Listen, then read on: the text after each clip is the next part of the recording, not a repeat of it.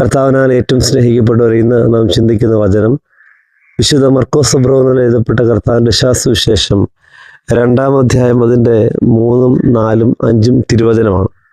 അവിടെ ഇപ്രകാരം നാം കാണുന്നുണ്ട്. കർത്താവ് കഫർന്നഹൂമിലെ ഭവനത്തിലായിരിക്കുമ്പോൾ 4 പേർ ചേർന്ന് ഒരു തളർവാദ രോഗിയെ കർത്താവിൻ്റെ അടുക്കൽ കൊണ്ടുവരുന്നുണ്ട്.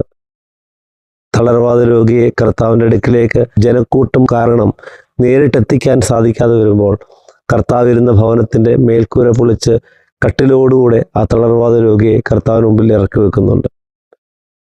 തളർവാദ രോഗിയെ കൊണ്ടുവന്ന 4 പേരുടെ വിശ്വാസം കണ്ടിട്ട് കർത്താവ് ആ മനുഷ്യനോട് കരുണ കാണിച്ച് അവനെ സൗഖ്യപ്പെടുത്തുന്നുണ്ട്. ഇന്ന് പരിശുദ്ധാത്മാവ് നമ്മോട് പറയാൻ ആഗ്രഹിക്കുന്നതും, നിങ്ങൾ മറ്റുള്ളവരെ കർത്താവിൻ്റെ അടുക്കിലേക്ക് കൂട്ടിക്കൊണ്ടുവരുന്ന വ്യക്തികളായി മാറണം.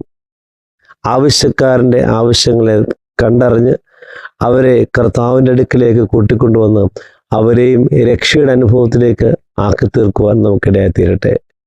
നമ്മൾ അനുഭവിച്ച ക്രിസ്തുവിനെ മറ്റുള്ളവർക്ക് പങ്കുവെക്കുവാൻ നമുക്കിടയായി തീരട്ടെ. അതിന് ഈ വചനം ഇടയാകട്ടെ എന്ന് പ്രാർത്ഥിക്കാം.